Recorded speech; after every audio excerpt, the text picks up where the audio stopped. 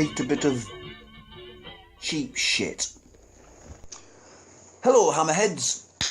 Thanks for tuning in.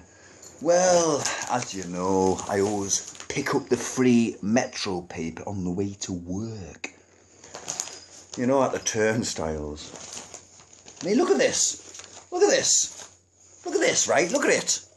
Look at this. Look at that. Look at the headline. Look at it. Daesh car bomber paid $1 million by Britain. Let's have a little read of this, shall we?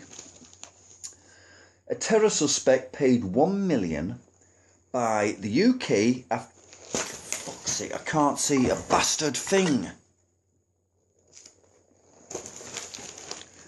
A terror suspect paid $1 million by the UK after being freed from Guantanamo Bay, however you fucking pronounce it, has blown himself up in a Daesh suicide bombing in Iraq. Manchester-born Ronald Fiddler was the British jihadi named by the militant group as Abu Zakaria al-Brittany, who drove an explosives-packed 4x4 at an army base near Mosul on Sunday. The Muslim convert smiled in a photo which appeared to show the final moments before he detonated his deadly load, killing and injuring a number of troops. His identity emerged yesterday when relatives confirmed he was the man in the picture. Fiddler was transported to Guantanamo Bay after being seized in Pakistan in 2001 by US forces, but protested his innocence and was set free in 2004. Britain lobbied for him to be released and handed over the $1 million to settle a compensation claim launched by the... Continued on page 4.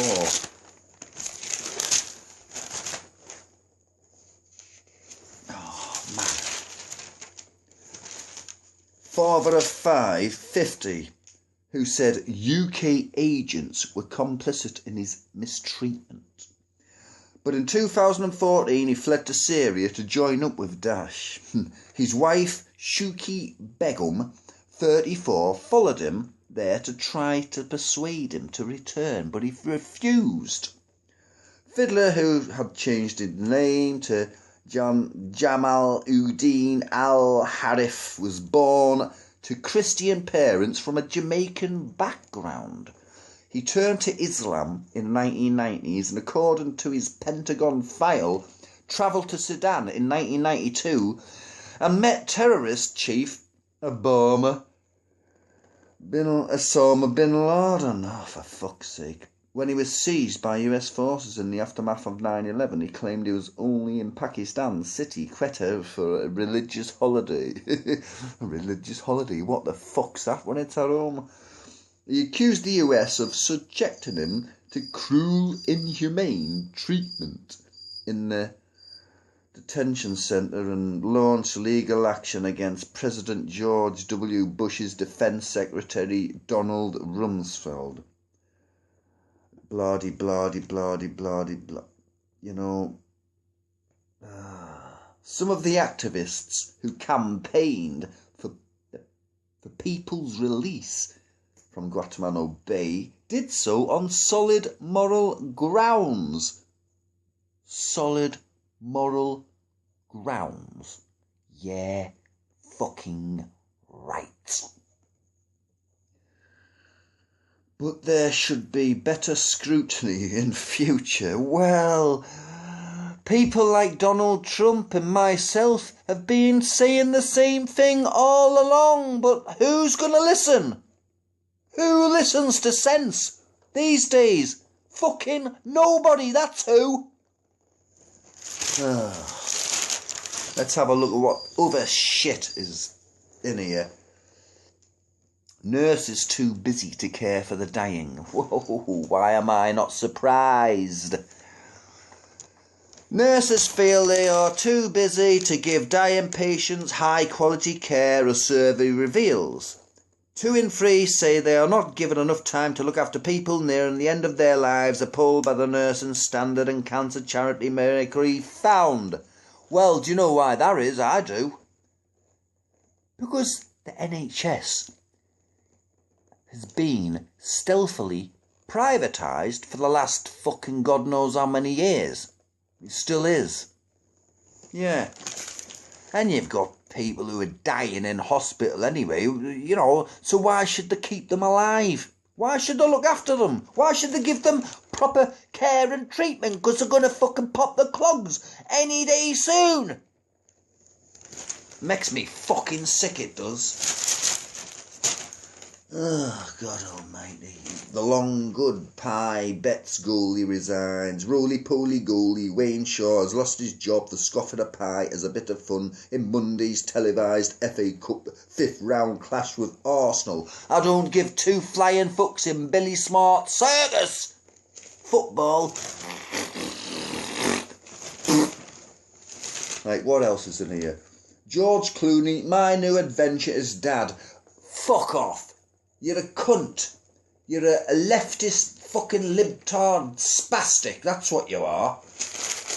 Ooh, we're not letting enough refugees into America. America must be a whole nation of racist fascists. People like him make me want to throw up. Oh, here's one. Lilo's headscarf, a no-go at Heathrow. Lindsay Lohan said she was shocked to be racially profiled for wearing a headscarf as she flew home from Turkey via Heathrow. The Mean Girl star, never heard of that fucking film, I don't want to watch it because it's probably shit, 30, was asked by immigration staff to take off a scarf she donned out of respect while working with refugees.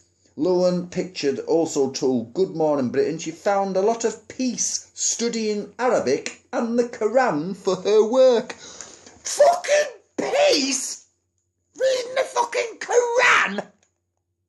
Well, I'll tell you something. I have a copy of the Quran in my bedroom. And it's, you know, I've been reading it. And I've been having nightmares every fucking night after every few fucking verse. You know? Every few verses of it's fucking... Oh, God almighty.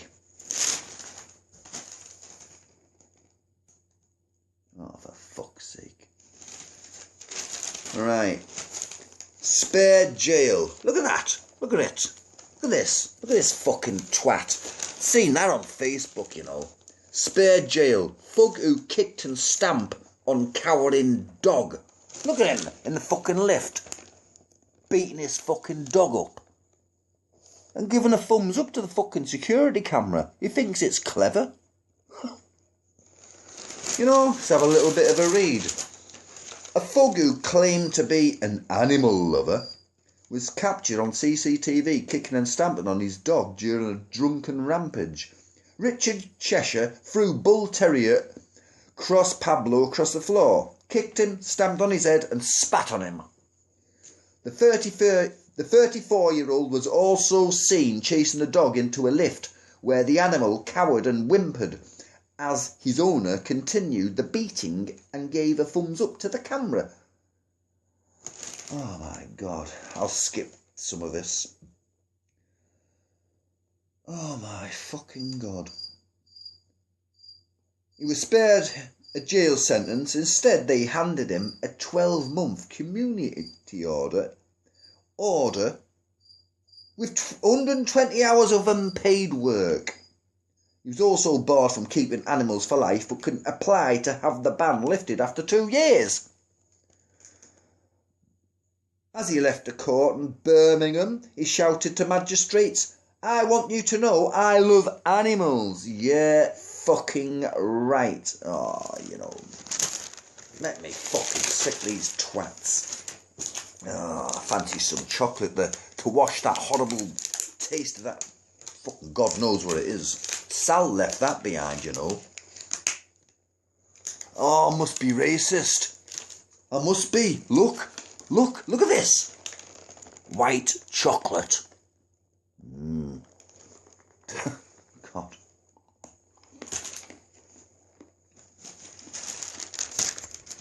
See, my two favourite brands of this is white chocolate and dark chocolate. So there you go. I'm neutral. Oh, look at this. I've seen this. Seen this on fucking Facebook and all. Look at this. Look at that. Look at that. Look at it. Scumbag. Complete and utter fucking horrible scumbag. And this is in South Shields. It's only about 7 or 8 miles from where I live. A ranting racist who spat in baby girl's face is spared jail. A racist who spat in the 9-month-old, 9 months old baby's face and shouted white people shouldn't breed has been spared jail. Reza's Abdullah left Layla Jean Telford covered in saliva after the shocking attack in the street last January. Hairdresser Rebecca Telford was walking in South Shields with her child when Abdullah, 33, approached. He leant into the pushchair and spat into the face of her daughter. Prosecutors told Newcastle Crown Court he shouted or said white people shouldn't breed, then walked off. When Miss Telford, 25, confronted him, he told her to shut the fuck up and walked off. He was tracked down via CCTV and convicted of racially aggravated assault at an earlier trial. Abdullah, who was admitted to hospital last summer with schizophrenia, excuses, was sentenced to 8 months jail, suspended for 18 months. See, if that was the other way around, boot on other foot, right? If a white person had done that to an ethnic baby, instant fucking jail sentence. I mean, look at him. He's a ugly, fat, fucking baldy bastard. I mean, see how you like it, huh? I mean, you fucking bastard. Ugh. Guilty pleasures, a load of fucking shit. Here's the letters page.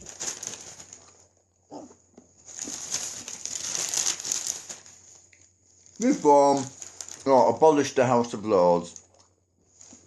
£300 a day is scandalous for unelected peers. Yeah, it is. It's fucking ridiculous. £300 a day for what? Sitting on their asses, falling asleep. Oh God, they've got fucking cobwebs all over them. They've been sitting there for fucking years. They've never done anything. They've never moved. I'm sure they're just fucking, I don't know, the props. That's what they are. The props in the House of Lords. And I'm not reading all them fucking letters. No fucking chance. I'll read a few. Only in the UK in the 21st century would an entire house of unelected friends of ex-prime ministers exist to exert their influence over the population and be given opportunity to vote against the referendum and the elected lower house. Scott Brixton. Many of these ennobled peers are elderly and probably have generous pensions or other sources of income. They should be means tested to make sure peers are suitably remunerated depending on their income. Brian, Lancashire. Hopefully the Lords will make a good argument for blocking leaving the EU and get back some credibility for the UK. Martin, London. Oh, the irony of voting for Brexit on the basis of unelected representation in Brussels when we still have the House of fucking Lords. Cal, London. Oh, for God's sake. Tell you something. Oh. 60 Seconds with Matt Willis, the singer, 33, found fame with Busted. And who the fuck are Busted? Mini appliances for rabbit hutch homes. Aldi's compact gadgets ease cramped city living. Is that for fucking real or what? Oh my god. Gillian's history files on film roll. Gillian Anderson brushed up on history for a film roll.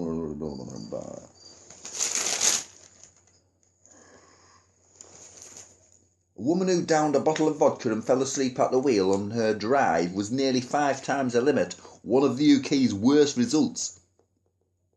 Gudrun Frankish, 48, got a 4-month suspended sentence in Lincoln. 11 exotic birds died after eating poison buried in their aviary to get rid of rats, which had killed 5 of the rainbow lorikeets. Oh, VB Ed was on about them. Lorikeets keeps pinching his figs out of his garden. Rainbow in Drusilla's Park, East Sussex. It is looking at its best, at its pest control procedures. Stargazers will soon be able to enjoy the night skies at Northumberland's 200 grand Kielder Observatory. The new facility will open to the public in the autumn after receiving lottery and EU funding. A chair sold for $13,900 after the owner stopped to ask for a valuation on his way to dump it at the tip auction.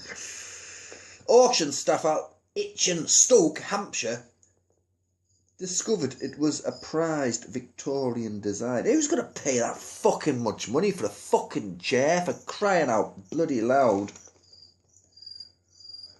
Primark ditched thousands of t-shirts with eeny, meeny, miny, mo on them after Sheffield couple Ian and Gwen Lovecraft complained it was racist. Racist?! The shirts were inspired by the TV show The Walking Dead. How the fucking hell is that racist? Enlighten me somebody, please. Eeny, meeny, miny, mo. That could mean anything. We used to say it at school. Eeny, meeny, miny, mo. You're the bloody whatever. You don't have to use the nigger part, for crying out loud. Oh. Tell you what. I've had enough of this.